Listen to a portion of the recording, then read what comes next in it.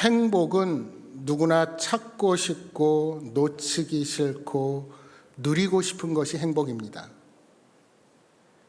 행복은 눈에 보이는 것이 아니기에 더욱 간절하고 손에 잡히는 것이 아니기에 더욱 가지기를 소망합니다. 우리가 젊을 때에는 행복을 소유해서 찾기 쉽습니다. 남들이 가진 것을 나도 가져야 행복할 것 같고 다른 사람과 비교하여 가지지 못한 것에 대해 때론 화가 나고 배가 아파하기도 합니다. 그래서 더욱 많은 돈과 부를 위해 욕심부리고 경쟁하며 열심히 달려갑니다. 그러나 어떻습니까? 차츰 나이가 들고 철이 들어가면서 소유가 진정한 행복을 결정하는 것이 아니라는 사실을 차츰 깨닫게 됩니다. 여러분, 이제 대한민국은 누가 뭐라 해도 선진국입니다. 경제 수준이나 기술이나 학문이나 문화 분야, 세계 그 어디에도 뒤지지 않는 나라가 되었습니다. 전 세계 젊은이들이 한류에 열광하고 길에서 만나는 외국인들도 한국어 인사는 다들 할 줄 압니다. 더구나 한국에 체류하는 외국인들이 한국어를 구사하는 것이 당연한 시대가 되어버렸습니다. 그런데 왜 이런 자부심을 가지고도 만족하지 못하고 불평과 불만과 부정적 사고가 팽배할까요? 젊은이들이 가진 상실감, 서민들이 가지는 박탈감 등 사회 구조의 변화가 시급한 상황입니다. 뿐만 아니라 정신적인 문제는 더욱 심각합니다. 우울증과 공황장애의 급증, 왜 의학이 발달하고 질병의 극복이 이루어지고 있는데도 사람들은 점점 더 정신적으로 아파하고 있습니까? 왜 그렇게 스스로 목숨을 끊는 사람들이 늘어납니까? 여러분, 아무리 억울하고 힘든 일을 당한다 할지라도 그 문제 해결을 자살로 해결하려고 하는 것은 더 이상 막아야 합니다. 아니, 저런 일을 겪었으니 자살하는 것이 당연하다라고 여기면 더더욱 안 됩니다. 여러분, 우리 믿음의 사람들은 아무리 힘들고 참기 힘든 일을 당했다 할지라도 하나님이 주신 생명을 스스로 포기하는 것이 결코 바른 해결 방법이 아니라는 사실을 알아야 합니다. 어쨌든 한국 사회가 이전 부모 세대와는 다르게 급격한 경제 성장과 발전을 이루었음에도 불구하고 왜 이렇게 아직도 만족하지 못하고 행복을 느끼지 못할까요?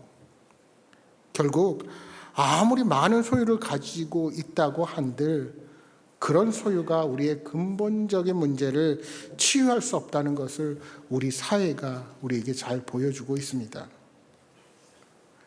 그래서 사람들은 관계에 집중합니다. 더 깊은 관계, 더 많은 관계, 더 넓은 관계에 집중합니다. 그러나 사랑과의 관계는 지치기 쉽습니다. 때로는 서로 비교하며 움츠러들기도 하고 때로는 상대방의 말 한마디가 커다란 상처로 남기도 합니다. 우리에게 예수님이 필요한 이유가 바로 여기에 있습니다. 신앙이 바르게 세워진 사람들은 이와는 차원이 다른 행복을 추구합니다. 여러분, 우리가 예수 그리스도를 믿는 이유는 단지 천국만 소유하려고 하는 것이 아닙니다. 예수님은 우리가 가진 근본적인 죄의 문제를 해결하셔서 우리에게 참된 자유와 기쁨 그리고 만족을 가져다 주시는 분이십니다. 처음 신앙생활을 할 때는 천국을 소유하는 것, 즉 우리가 죽음 후에 갈 천국만을 바라보며 신앙생활을 합니다. 그런데 신앙이 자라면서 참 행복이 무엇인지 깨닫게 되고 하나님께서 내게 주신 사명을 생각하게 됩니다. 그리고 내 안에 계신 성령님의 임재를 따라서 하나님과의 깊은 관계를 점점 맺어가게 되는 겁니다. 그래서 말씀 보는 것이 더 기뻐지고 기도하는 시간이 행복하고 예배자로 서는 것이 얼마나 소중한 것인가를 깨닫게 됩니다. 그렇게 하나님과의 지속적인 관계를 통해서 온전한 행복은 하나님과 함께하는 삶에 있다는 사실을 자각하게 되는 것입니다. 그런 의미에서 모세는 이 땅의 삶을 살면서 온전한 행복의 지점까지 도달한 사람이었다 할 수 있을 것입니다. 여러분, 어떤 면에서 모세를 그렇게 평가할 수 있을까요? 그는 하나님을 대면했고 하나님과 깊은 영적 관계를 누렸던 사람이었습니다. 그리고 그의 마지막도 하나님의 말씀에 의지하여 눈이 흐리지 않고 기력이 쇠하지 않은 채로 죽어서 하나님 곁으로 돌아가게 되었습니다. 오늘 우리가 읽은 말씀은 신명기의 끝부분입니다. 모세는 이스라엘 백성들을 40년 동안 이끌고 광야에서 그렇게 유리방황한 끝에 가나안의 입구까지 그들을 인도했습니다. 이스라엘은 요단강 동편 모압 평지에서 마지막 진을 치게 됩니다. 그곳에서 모세는 이스라엘 백성에게 유언과 같은 설교를 남깁니다. 그 기록이 구약 성경의 5번째인 신명기의 말씀입니다. 광야 유랑 40년 동안 출애굽 1세대는 모두 세상을 떠났습니다. 이제 모압 평야에 진친 사람들은 애굽을 탈출할 때 어린 아이였거나 또는 광야 유랑 기간 중에 태어난 출애굽 2세대였습니다. 시내산에서 모세가 십계명과 율법을 받았을 때 그들 중 일부는 어린아이였고 일부는 아예 태어나지도 않았습니다. 그래서 모세는 가나안의 입성을 앞두고 그들에게 십계명과 율법에 대해 다시 설명해 줍니다. 여러분, 출애굽기와 신명기 본문에 유사한 내용이 많은 이유가 바로 여기에 있습니다. 여러분, 죽음을 앞둔 사람이 자녀들에게 유언을 남기게 되면 누구나 간절해지기 마련일 것입니다. 신명기 말씀을 읽다 보면 가나안 땅에 들어가 정착하게 될 백성의 미래를 염려하는 모세의 간절한 마음이 느껴집니다. 그래서 모세는 같은 말을 하고 또 반복하곤 합니다. 특히 우상 숭배에 빠지지 말라는 부탁이 가장 많이 반복됩니다. 왜 그럴까요? 모세가 볼 때 우상 숭배가 이스라엘 백성들이 가장 쉽게 빠질 수 있는 유혹이자 가장 심각한 죄였기 때문입니다. 그래서 모세는 긴 고별 설교를 마치고 다음과 같이 간절하게 권면합니다. 신명기 30장 19절 20절을 새번역 성경으로 제가 읽어드립니다. 나는 오늘 하늘과 땅을 증인으로 세우고 생명과 사망, 복과 저주를 당신들 앞에 내놓았습니다. 당신들과 당신의 자손이 살려거든 생명을 택하십시오. 주 당신들의 하나님을 사랑하십시오. 그의 말씀을 들으며 그를 따르십시오. 그러면 당신들이 살 것입니다. 주님께서 당신들의 조상 아브라함과 이삭과 야곱에게 주시겠다고 맹세하신 그 땅에서 당신들이 잘 살 것입니다. 그런 다음에 모세는 이스라엘 12지파 하나하나를 위해 복을 빌어줍니다. 마치 야곱이 죽기 전에 12아들을 한 사람씩 불러 축복해 주던 장면과 흡사합니다. 이스라엘을 향한 경고와 축복까지 다 마친 모세는 하나님의 말씀에 따라 느보산 비스가 약속의 땅 꼭대기에 올라 하나님이 명하는 그 땅을 바라보며 최후를 맞이합니다. 이 모세의 모습을 보면서 우리는 생을 마감할 때 어떤 모습이어야 할까를 생각해 보게 됩니다. 하나님께서는 모세의 죽음을 앞두고 마지막 선물로 지금까지 수고한 결과를 보여주십니다. 본문 1절에서 3절까지를 다시 보십시오. 모세가 모압 평지에서 느보산에 올라가 여리고 맞은편 비스가 산꼭대기에 이르매 여호와께서 길르앗 온 땅을 단까지 보이시고 또 온 납달리와 에브라임과 므낫세의 땅과 서해까지의 유다 온 땅과 네겝과 종려나무의 성읍 여리고 골짜기 평지를 소알까지 보이시고 여호와께서 보이시고 하나님은 모세를 느보산 그 중에서도 비스가 봉우리에 올라가서 약속의 땅을 바라보며 최후를 맞이하게 하십니다.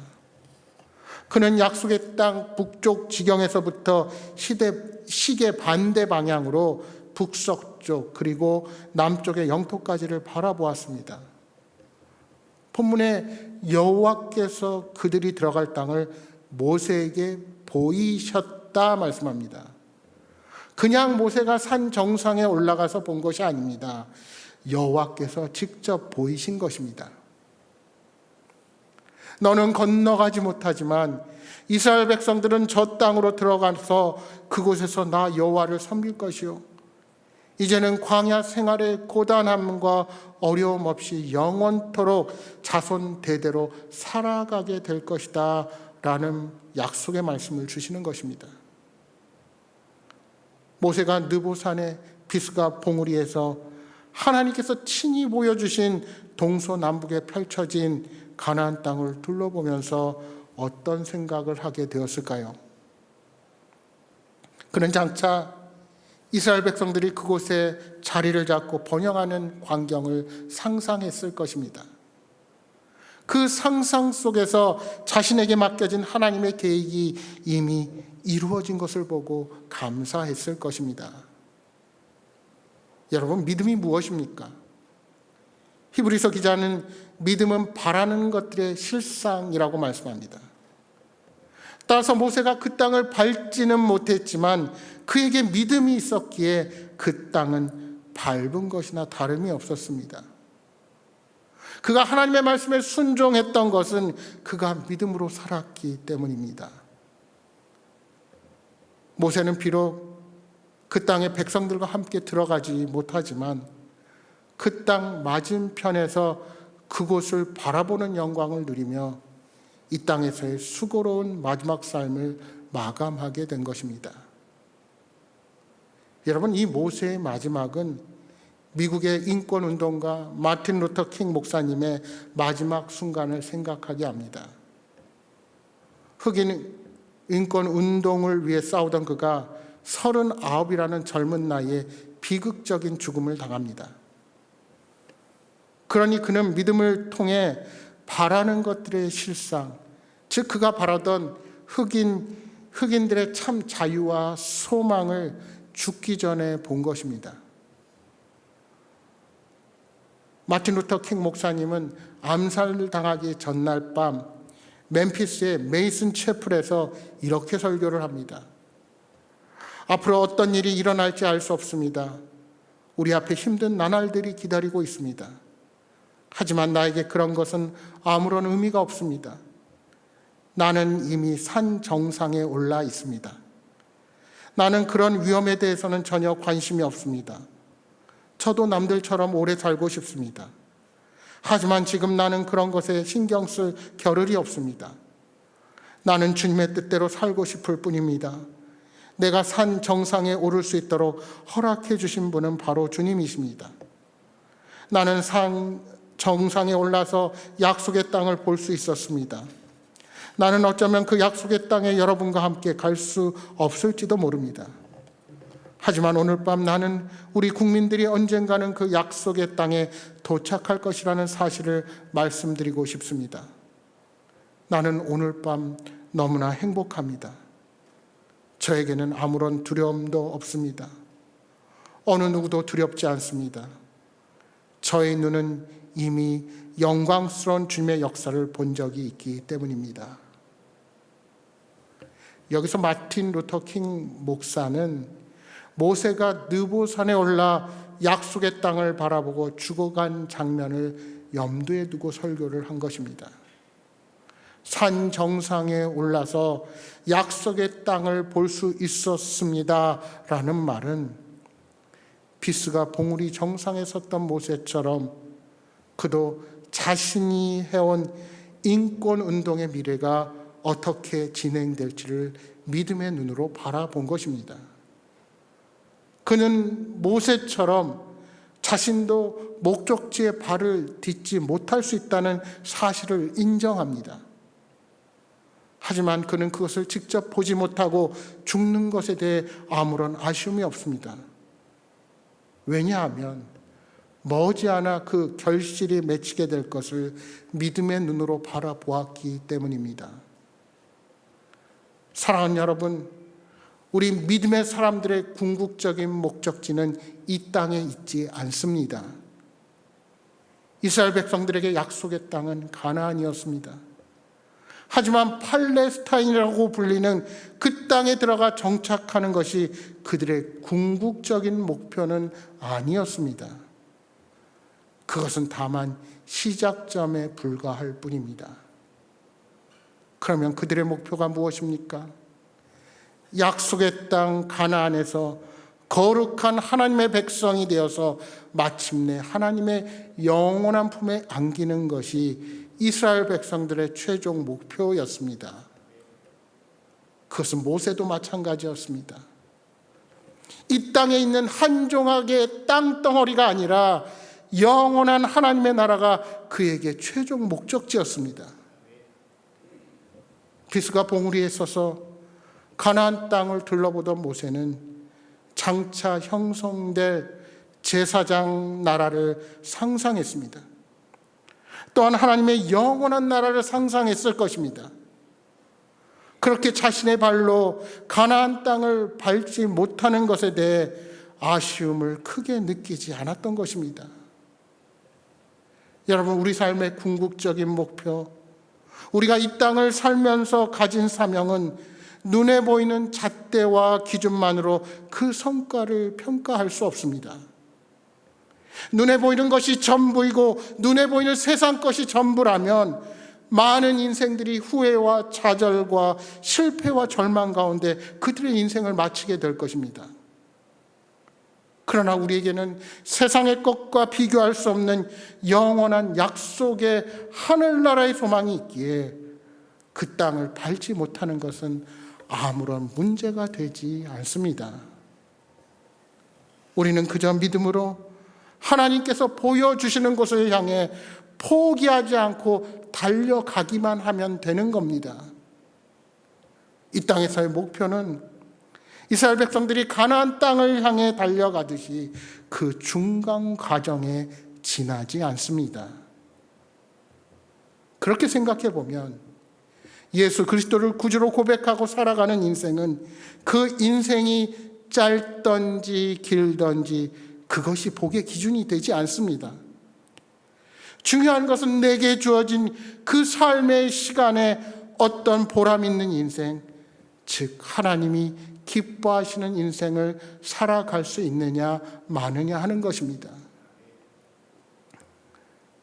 여러분, 사실 우리가 죽음이 없다면 얼마나 고단하고 힘든 인생을 살아가야 할까요? 생각해 보면 고단하고 힘든 일이 아닐 수 없습니다. 만약 우리가 노동하고 땀을 흘리는 노동자라고 할 때 온종일 쉬지 못하고 애쓰며 수고했는데 집에 돌아가는 쉼이 없다면 얼마나 그 일하는 것이 막막하겠습니까? 하루 종일 수고하고 일을 끝내고 가족과 함께 먹을 음식을 듣고 집으로 돌아갈 때의 기분은 느껴본 사람만이 아는 행복이라 할 수 있을 것입니다. 따라서 하나님의 말씀대로 인생을 마감하는 모세의 마지막이야말로 참 행복한 죽음이 아닐까 생각이 듭니다. 여러분, 이 땅의 진정한 하나님 나라의 완성은 우리 예수님의 재림을 통해 완성될 것입니다. 따라서 우리들도 주님께서 다시 오시기 전에 우리의 생을 마감한다면 모세처럼 바라보던 하나님 나라의 완성을 보지 못한 채 최후를 맞이하게 될 것입니다. 우리는 언젠가 이 땅의 수고로운 삶을 마치고 주님께서 맞이해 주시는 저 천국에 들어가게 될 것입니다. 우리는 무엇을 소망하며 그때를 맞이해야 할까요? 세상에 속한 것에서 눈을 떼지 못하는 최후가 아니라 영광스러운 본향을 바라보는 최후를 꿈꿀 수 있어야 할 것입니다. 그래서 오늘도 우리의 목표는 이 땅이 아니라 하나님의 나라를 바라보는 것입니다. 5절과 6절 말씀입니다. 이에 여호와의 종 모세가 여호와의 말씀대로 모압 땅에서 죽어 벳부얼 맞은편 모압 땅에 있는 골짜기에 장사되었고 오늘까지 그의 묻힌 곳을 아는 자가 없느니라. 그의 묻힌 곳을 아는 자가 없느니라. 모세가 어디에 묻혔는지 아는 사람이 한 사람도 없습니다. 이는 모세를 기념할 장소가 없다는 뜻이기도 합니다. 모세가 남긴 것은 그가 기록한 율법과 이스라엘 백성들밖에 없습니다. 이것이 하나님이 이스라엘 백성들에게 주신 큰 복이었습니다. 여러분 한번 상상해 보십시오. 이제 이스라엘 백성들이 요단강을 건너게 되었습니다. 요단강을 건너가서 가나안 땅을 차지했습니다. 정착한 후에 그곳에 문제가 생기면 사람들은 누구보다 모세를 떠올렸을 것입니다. 그래서 요단강을 다시 건너와서 모압 땅 모세를 장례 지낸 곳 그곳을 찾아가서 모세 무덤 앞에서 다시 엎드렸을지도 모릅니다. 매년마다 모세의 기일이 되면 온 이스라엘은 하나님께서 율법으로 정하신 세계의 이스라엘의 절기보다도 어쩌면 모세 절기를 더 크게 치렀을지도 모릅니다. 여러분 하나님께서 그렇게 하지 말라고 하신 것이 우상 숭배인데 모세의 무덤이 우상이 되었을 것이고 도굴꾼이 파낸 모세의 뼈나 부장품들은 비싼 가격에 팔려서 돈 있는 사람 집에 우상이 되었을지도 모릅니다. 하나님께서는 이런 인간의 연약함과 죄된 속성을 아시기에 아예 그 근원을 차단하신 것입니다. 하나님께서 이스라엘 백성들을 너무도 사랑하시기에 모세의 무덤조차 남겨놓지 않으시고 기념하지 못하도록 하신 것입니다. 여러분 사사시대에 기드온이 위대한 업적을 세우지요. 위대한 업적을 세운 기드온을 이스라엘 백성들이 찾아가서 우리의 왕이 되어달라고 간곡하게 요청합니다. 그러나 기드온이 끝까지 거절하며 왕이 되지 않았습니다. 여기까지는 좋았습니다. 그러자 이스라엘 백성들이 다른 부탁을 하죠. 기드온을 기념할 기념물이라도 하나 남겨달라는 것입니다. 그래서 기드온은 에봇을 금으로 만들어서 나를 기념하면 좋겠다 말합니다. 그때 만든 이 금 에봇은 기드온이 집권한 후에 이스라엘 백성들에게 큰 올무가 되어버립니다.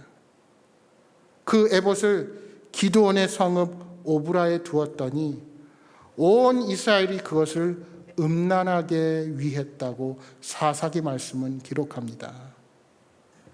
금으로 만든 에봇 하나가 모든 이스라엘 백성들의 신앙을 해치는 우상, 올무가 되어버리고 만 것입니다. 모세처럼 우리 예수님도 무덤이 없고 부활하신 빈 무덤만 자랑합니다.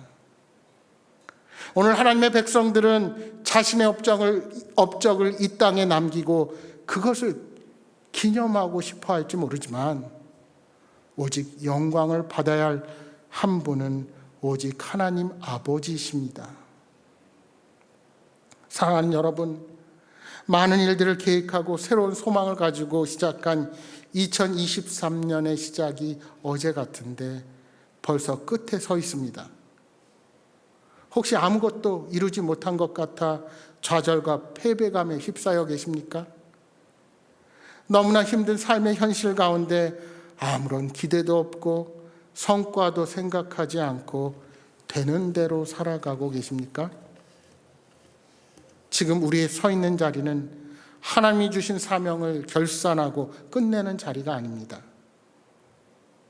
이제 나는 나이가 많아 더 이상 어떤 일도 하지 못하고 그저 하나님이 부르실 날만 기다리고 계십니까? 본문 7절에 말씀합니다. 모세가 죽을 때 나이 120세였으나 그의 눈이 흐리지 아니하였고 기력이 쇠하지 아니하였더라. 여러분, 연세대학교 철학과 명예교수인 김영석 교수님은 100세가 넘는 나이에도 또렷한 정신으로 강연을 하고 글도 쓰고 계십니다. 여러분, 이제는 나이 90이 넘어서도 눈빛을 잃지 않고 기록이 정정하신 어르신들이 수없이 많습니다. 외람된 말씀입니다. 젊은이들 앞에서 나이 자랑하지 마십시오. 신체적인 조건이 좋아서 오래도록 건강하게 살면서 사명을 위해 일하는 것은 우리가 소망할 일입니다. 의학이 발달하면서 신체적, 정신적 조건에 상관없이 목숨을 오래도록 연장하는 시대가 되었습니다. 따라서 나이를 탓하고 나는 할 수 없다 생각하지 마시고 살아있는 동안에 육체적, 정신적, 영적으로 강건하여서 믿음의 후배들에게 귀감이 되시기를 축복합니다. 우리에게 마지막은 생물학적 나이가 아닙니다. 하나님께서 각자에게 주신 사명을 다하는 날이 우리의 마지막이 될 것입니다. 여러분, 이 사실을 잊지 마시고 사람을 의식하는 자가 아닌 후회 없이 하나님이 기뻐하시는 인생을 살아가시기를 축복합니다. 하나님을 대면하여 이스라엘 백성의 구원을 이끌었던 모세는 우리 예수님처럼 자신의 무덤을 남기지 않았다는 사실을 기억하십시오. 우리 또한 나의 이름, 내 명예를 위해서 인생을 낭비하지 말고 오직 하나님의 이름을 위해 우리 각자에게 맡겨진 사명을 잘 감당하는 지혜로운 신앙인들로 서시기를 바랍니다. 사랑하는 여러분, 모세처럼 눈에 보이는 세상 것이 아닌 믿음으로 살아가는 사람들을 세상의 유산으로 남기시기 바랍니다. 그리하여서 사람이 아닌 하나님의 칭찬을 받게 되는 인생들로 남으십시오. 이 한 해를 마무리하며 여기까지 인도하신 하나님의 은혜를 다시 한번 돌아보고 새로운 결단으로 주님 앞에 서시는 여러분 모두가 되시기를 주님의 이름으로 축복합니다.